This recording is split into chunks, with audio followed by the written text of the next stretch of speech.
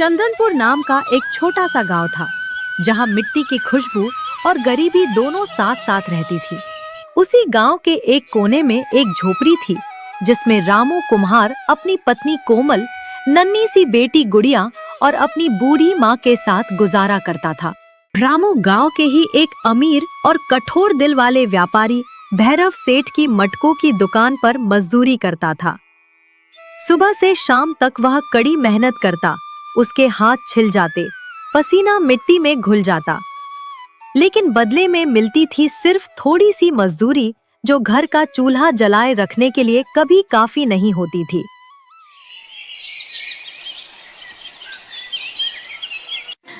सुनिए जी, कल सेठ भैरव ने फिर वही पुरानी मजदूरी दी। दिन भर धूप में काम करते हैं और मिलता क्या? माँ की दवा खत्म हो गई है, राधा के कपड़े भी फट गए हैं। मैं समझ नहीं पा रही क्या करें। मैं क्या करूं कोमल, भैरव सेठ बस इतना ही देता है। रोज सुबह से शाम तक मिट्टी में घुस जाता हूं, पर मेहनत का मोल अब दुनिया में कहाँ मिलता है। गरीब के पसीने की कीमत तो सेठ लोग अपने हिसाब से लिखते हैं। फिर आप उनके लिए काम क्यों करते हैं जी? आपके हाथ के मटके तो पूरे चंदनपुर में मशहूर हैं। क्या पता अगर आप खुद बेचना शुरू करें तो आपकी कमाई दुगनी हो जाए। सेठ के लिए क्यों अपना पसीना और कला दोनों बर्बाद कर रहे हो? अरे कोमल, दुकान खोलने के लिए पैसा चाहिए, जगह चाहिए, और हमारे पास क्या है? ये छोटी सी झोपड़ी। आप चिंता मत कीजिए, स्टार्टिंग में प्रॉब्लम होगी पर सब ठीक हो जाएगा। हम थोड़ा थोड़ा करके सब कर लेंगे। भगवान पर भरोसा रखिए। बेटा, सही कह रही है तेरी पत्नी। सेठ के लिए काम करके कब तक पेट पालोगे? अपना कुछ कर। मिट्टी तेरे हाथ में है तो किस्मत भी तू ही बना सकता है। ठीक है कोमल, कल सेठ से कह दूंगा, अब और मजदूरी नहीं। अगले दिन रामू भैरव सेठ के पास जाता है। उस दिन रामू ने फैसला कर लिया था कि अब वो सेठ के लिए नहीं, खुद के लिए काम करेगा। मालिक नमस्ते, मुझे आपसे एक बात कहनी थी। हाँ बोलो रामू, क्या बात है? मालिक, आप मेरा हिसाब कर दीजिए, मैं अब यहाँ काम नहीं करूंगा। क्या बोला तूने? इतना देता हूँ फिर भी तू काम नहीं करेगा? मालिक, गलत मत समझना, मैंने कभी शिकायत नहीं की, पर घर का खर्चा नहीं चल रहा, सोचा खुद कुछ कोशिश कर लूं। कोशिश? चल ठीक है, जा, मैं भी देखता हूं तू क्या कर लेगा। रे चमचे, इसका हिसाब कर। जी मालिक, पिछली बार इसने अपनी माँ की दवा के लिए जो बड़ी रकम एडवांस ली थी और मिट्टी के जो बचे हुए दाम थे, सब जोड़ घटाकर देखा जाए तो रामू के हिस्से में कुछ नहीं बचता मालिक। इसका हिसाब तो पूरा पूरा जीरो हो गया। सुन लिया रामू, तेरे सब पैसे कट गए, तू पहले ही ले चुका है, अब कुछ नहीं मिलेगा। मालिक, वो तो आपने खुद कहा था तब के लिए, मैंने कब कहा सब पैसे ले लो? ये तो अन्याय है। बस खामोश रह, औकात देख अपनी। तू मुझे मेरा हिसाब समझाएगा? हाँ, तेरे हाथ की मिट्टी में वो दम नहीं जो दुकान खोले। जा जा, और हाँ, जब हारकर वापस आएगा ना, तब 2 गुनी गुलामी करने को तैयार रहना। रामू की आंखों में आंसू आ जाते हैं। वह बिना पलटकर देखे ही अपनी झोपड़ी की तरफ चल पड़ता है। क्या हुआ जी? सेठ ने पैसे दिए क्या? नहीं कोमल, सब पैसे काट दिए। कहते हैं तो मैंने पहले ही ले लिया था, मुझे भगा दिया। हंस के बोला, देखते हैं कैसे दुकान खोलते हो। सुनिए जी, पैसे चले गए तो क्या हुआ, हिम्मत तो हमारे पास है ना, हम सब मिलके करेंगे। माँ मिट्टी बनाएंगी, मैं बिक्री में मदद करूंगी, गुड़िया छोटी है पर दुआ तो करेगी।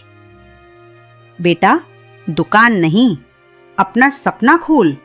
सेठ ने तेरा पैसा नहीं रोका, तेरी किस्मत रोकी है। अब वक्त है उसको तोड़ने का।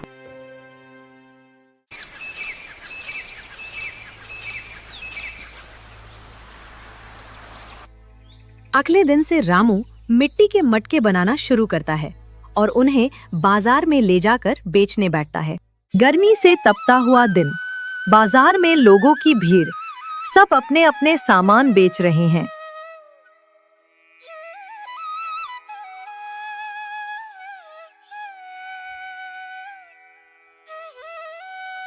बीच में रामू एक पेड़ के नीचे मटके, घड़े और दिए सजाता है। उसके चेहरे पे उम्मीद है, पर दिल में थोड़ा डर भी। आइए आइए, रामू कुम्हार के ठंडे मटके, सस्ते और मजबूत।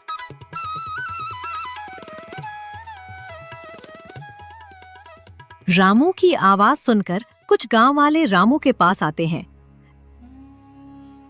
अरे भाई, ये मटका तो हल्का लग रहा है, लगता है मिट्टी कच्ची थी। हाँ रे, और रंग भी ढीला है, लगता है मिट्टी भी सही नहीं पकाई गई। भैरव के मटके देखे हैं, एकदम चमकदार।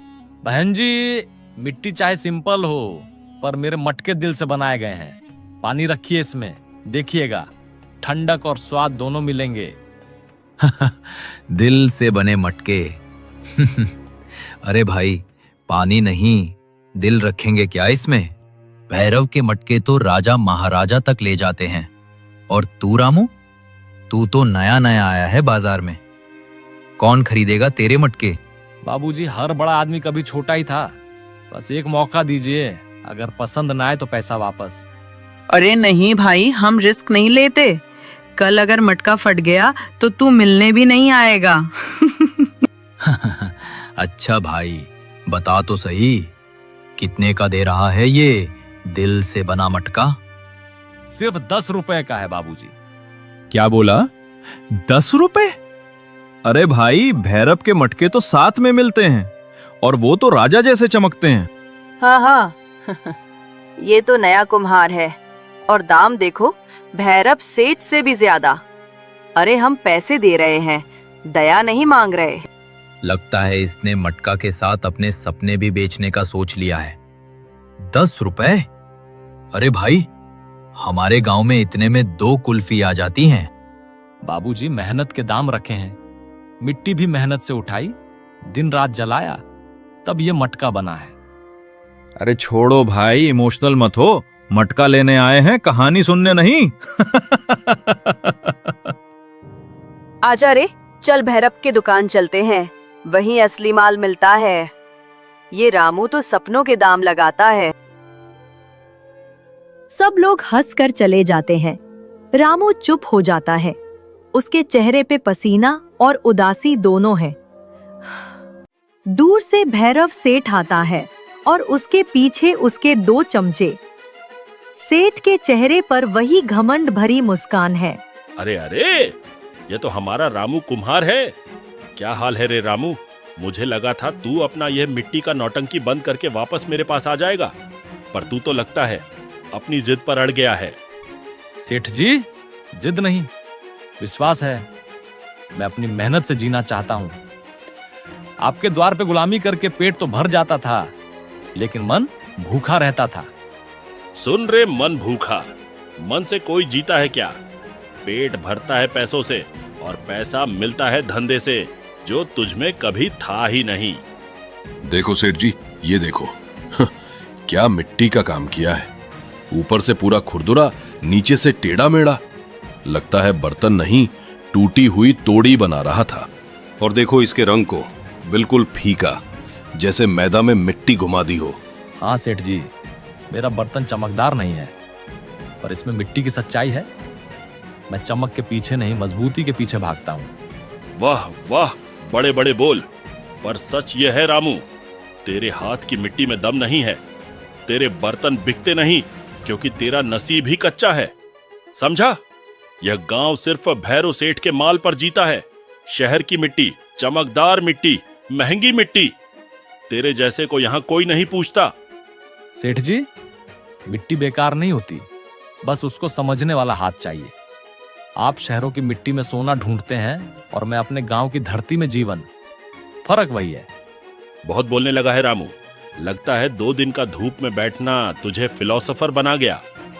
ठीक है, बोल दिया तूने, पर याद रखना, जब हार के मेरे पास वापस आओगे ना तो तनख्वाह भी आधी मिलेगी। चल रे चमचों, चलते हैं, मिट्टी के राजा से मिल लिया। भैरव सेठ और उसके चमचे हंसकर निकल जाते हैं। रामू का चेहरा शांत है, पर आंखों में जज्बात उभर रहे हैं। सुबह से दोपहर हो चुकी है। सूरज अब अपने शिखर पर तप रहा है और गर्मी चरम सीमा पर है। रामू की उम्मीदें टूट रही हैं। उसका एक भी घड़ा अभी तक नहीं बिका है। हर ग्राहक उसके पास आता है, मिट्टी के बर्तनों को एक नजर देखता है और बिना दाम पूछे ही आगे बढ़ जाता है। ग्राहकों की यह बेरुखी रामू को अंदर तक थका चुकी है।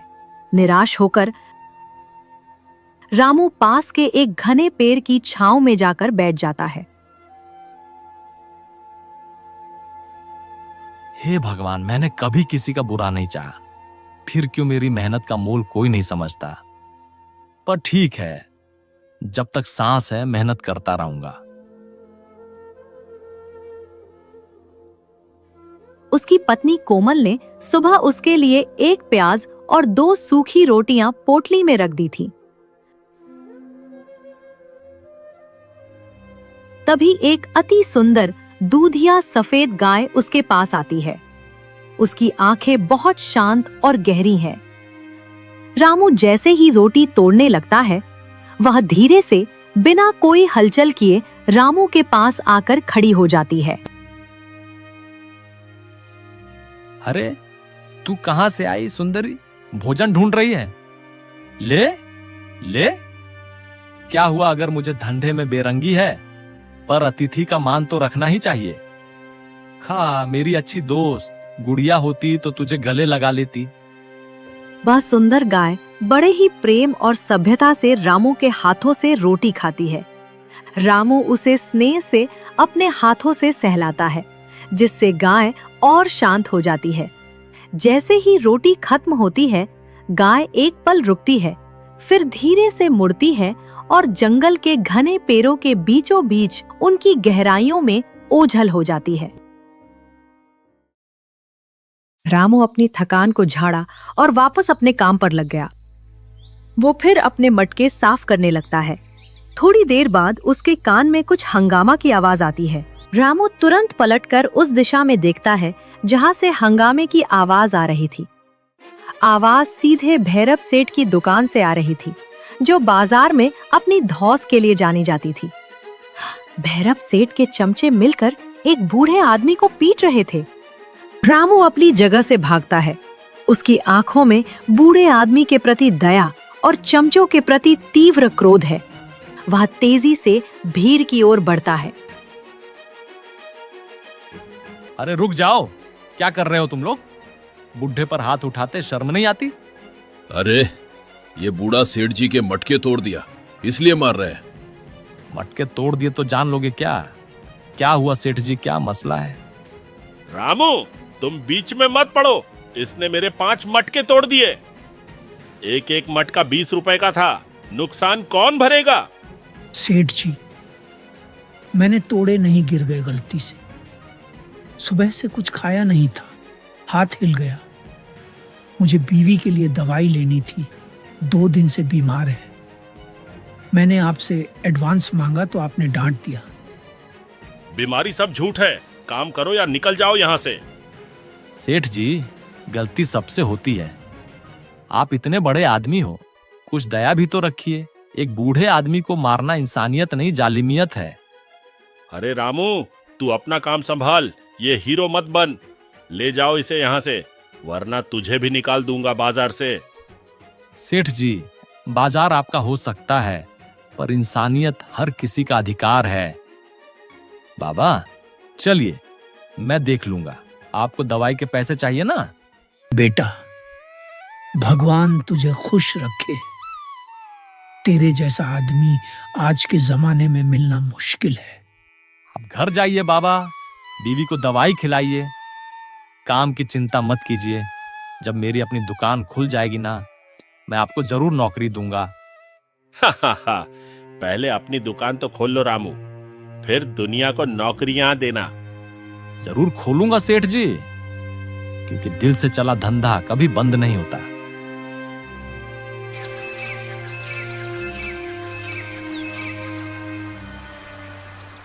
आज क्या हुआ? इतने चुप क्यों हो जी? जरूर आज भी। क्या बताऊं कोमल, आज भी वही हाल।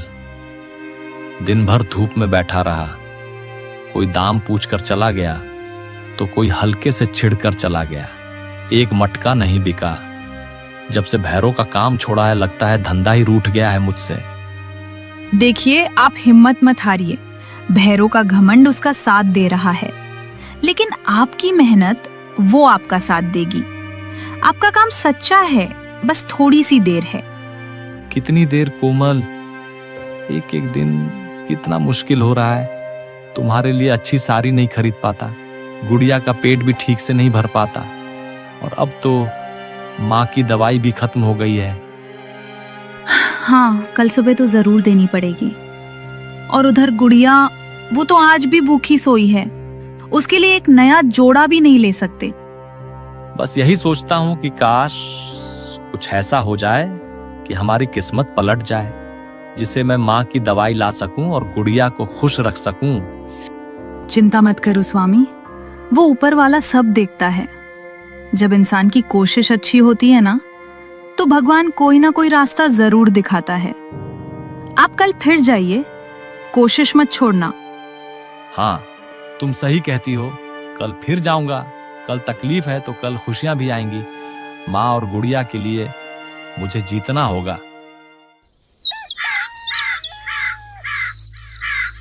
जंगल की हवा आज कुछ अलग सी थी। दूर तक अंधेरा घने पेड़ों के पीछे छिपकर बैठा लग रहा था। रामू धीरे धीरे कदम बढ़ाता हुआ जंगल के बीच जा रहा था। उसके चेहरे पर थकान थी, पर आंखों में एक अजीब सा संकल्प भी। उसे पता नहीं था आज का ये दिन उसकी जिंदगी हमेशा के लिए बदल देगा। धुंधली सी रोशनी में रामू को एक गाय दिखाई देती है, वही गाय जो हर दिन उसके घर तक आती थी। अरे, ये तो वही गाय है। रोज मेरे पास आती है, रोटी खाती है, फिर चुपचाप जंगल में खो जाती है। आज मैं इसका राज जरूर जानकर रहूंगा। देखता हूं ये आती कहां से है। गाय आगे बढ़ती है। रामू चुपके से उसके पीछे चल पड़ता है, लेकिन कुछ ही कदम बाद गाय अचानक पेड़ों के बीच गायब हो जाती है। अरे, ये तो यही थी, कहां चली गई? तभी एक दर्द भरी कराह उसके कानों तक पहुंचती है।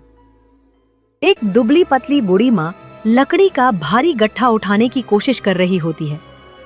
उनके हाथ कांपते हैं, कमर दर्द से झुक जाती है।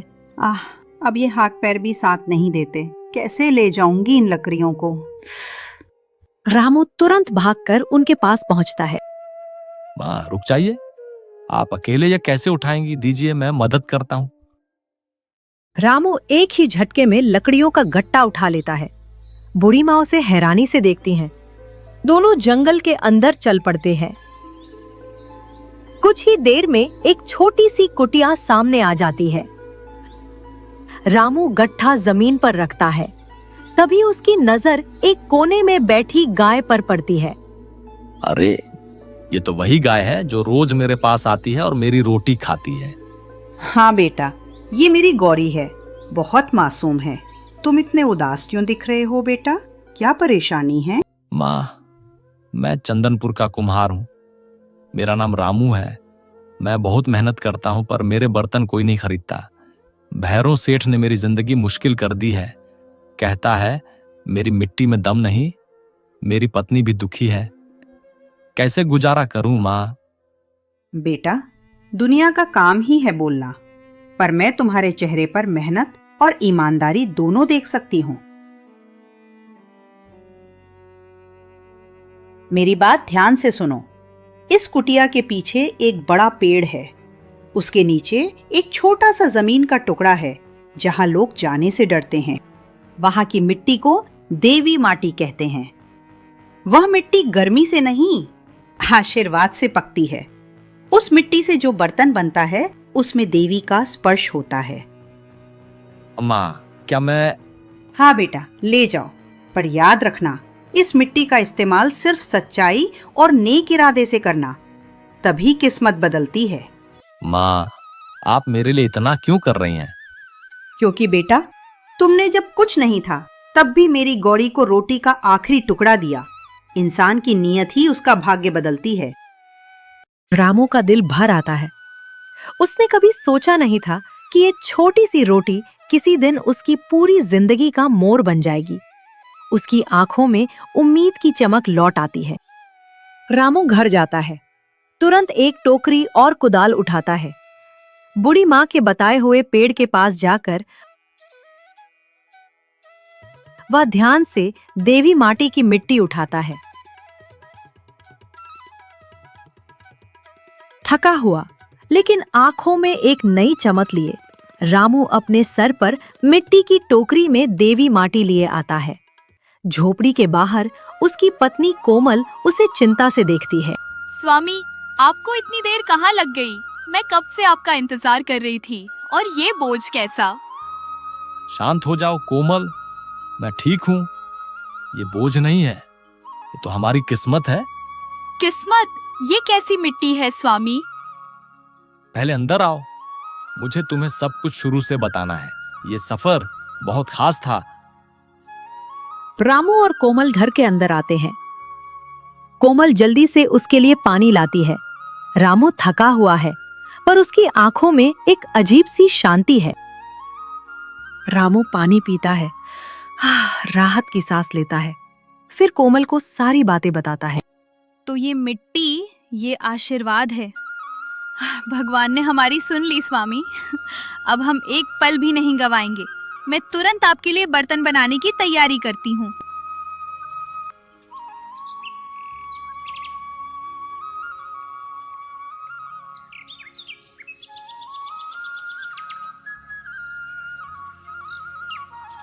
आइए आइए, नए, मजबूत और सुंदर मटके और बर्तन।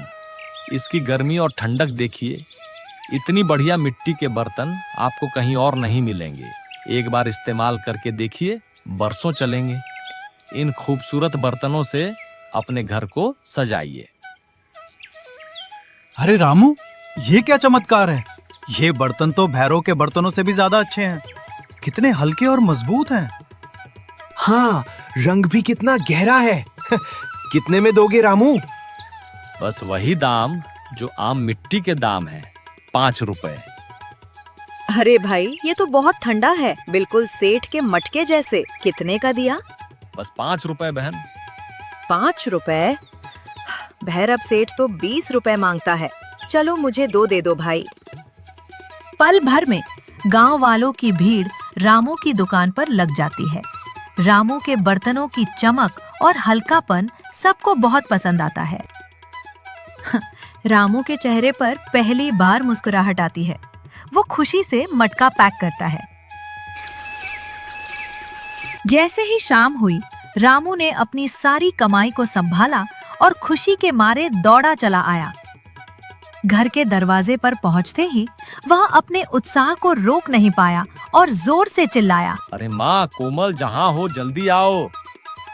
रामू की आवाज सुनकर कोमल और बूढ़ी माँ घबराकर बाहर आई। क्या हुआ? कुछ हुआ है क्या? क्या घरे टूट गए या किसी से झगड़ा हो गया? अरे शांत हो जाओ, कुछ हुआ नहीं है, बल्कि बहुत अच्छा हुआ है। तो जल्दी बताइए, क्या हुआ? कोमल, माँ, आज पहला दिन था और सारे के सारे मटके बिक गए। क्या सच में? हे भगवान, ये तो बहुत अच्छी खबर है। देखा बेटा, भगवान ने तेरी मेहनत का फल देना शुरू कर दिया है। उस गाय के रूप में भगवान ने ही रास्ता दिखाया है। हाँ, कल और ज्यादा मटके बनाऊंगा। बस थोड़ा और पैसा जमा हो जाए तो अपनी भट्टी की मरम्मत करवा लूं, फिर और भी मजबूत बर्तन बनेंगे। इधर रामू की आर्थिक स्थिति तेजी से सुधर रही थी। रामू के घड़ों की चर्चा दूर दराज के गांवों तक पहुंच चुकी थी और दूसरी तरफ भैरव सेठ की हालत दिन ब दिन बिगड़ती जा रही थी। मालिक, सुना आपने? रामू कुम्हार के घड़े तो बाजार में छाए हुए हैं। लोग कह रहे हैं कि उसके घड़े ठंडे और सस्ते मिलते हैं। ग्राहक सुबह ही उसकी दुकान पर भीड़ लगा देते हैं। क्या वो रामू जिसने मेरे पास से काम छोड़ा था? अरे मैं तो सोचता था कि वह कुछ ही दिनों में भूखा मर जाएगा। उसे वापस आकर मेरे पैर पकड़ने पड़ेंगे। ये सब बकवास है। पर मालिक, ये बकवास नहीं है, सच कह रहा हूँ।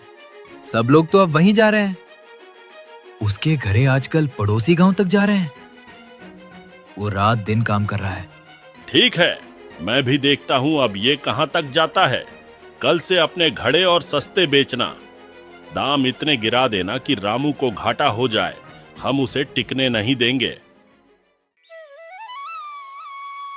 1 महीना बीत चुका है। रामू ने अब अपनी पुरानी झोपड़ी के बाहर एक छोटी साफ सुथरी दुकान बना ली है। दुकान के ऊपर एक नया बोर्ड लगा है जिस पर गर्व से लिखा है, रामू कुम्हार के मिट्टी के घड़े, ठंडे और मजबूत। दुकान पर ग्राहकों की अच्छी खासी भीड़ है। रामू ग्राहकों से बात कर रहा है। उसकी पत्नी कोमल घड़ों को साफ कर रही है और बूढ़ी माँ भी हिसाब किताब में मदद कर रही है। उनकी छोटी बेटी गुड़िया एक ग्राहक को पानी पिला रही है। तभी माहौल में ठंडक की जगह गर्मी आ जाती है। भैरव सेठ अपने चमचों के साथ वहां से गुजरता है। रामू की कामयाबी देखकर उसका चेहरा गुस्से से लाल हो जाता है। तो रामू, बड़े आदमी बन गए हो। शक्ल तो बदल गई है तेरी। वाह। सेठ जी, आप बड़े हैं। मैं तो अभी भी सीख रहा हूँ। पर जो आपने मेरे साथ अन्याय किया था, उसका जवाब मैंने किसी चाल से नहीं बल्कि केवल अपनी मेहनत से दिया है। देखो, तूने तो हद कर दी। अब मेरे पुराने ग्राहक भी तूने खींच लिए। सेठ जी, मैंने किसी का ग्राहक नहीं खींचा। बाजार सबका है। यहाँ सब अपनी मेहनत का खाते हैं। जहां तक ग्राहक की बात है, जहां गुणवत्ता और ईमानदारी होती है, ग्राहक खुद ब खुद वहीं खींचा चला आता है। गुणवत्ता? ये सब फालतू बातें हैं। तेरी यह छोटी सी दुकान मेरे गोदाम के सामने एक तिनके से ज्यादा कुछ नहीं है। मैं तुझे जड़ से उखाड़ फेंकूंगा। यह धमकी है रामू। सेठ जी, आप बड़े आदमी होंगे, पर याद रखिए, ईमानदारी की नींव पर बनी दुकान को कोई नहीं हिला सकता। आपकी दौलत आपकी ताकत है, पर हमारी ताकत हमारा काम है। भैरव सेठ के पास कोमल के साहस का कोई जवाब नहीं होता। वो अपमानित महसूस करता है। उसका क्रोध इतना गहरा है कि वो एक शब्द भी नहीं कह पाता। बस जलती हुई निगाहों से रामू और कोमल को देखता है और तेजी से मुड़कर वहां से चला जाता है।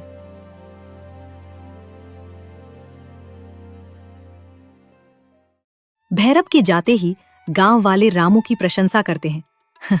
रामू और कोमल एक दूसरे को देखकर विजय की एक शांत मुस्कान के साथ हंस पड़ते हैं। माँ गर्व से उन्हें देखती है।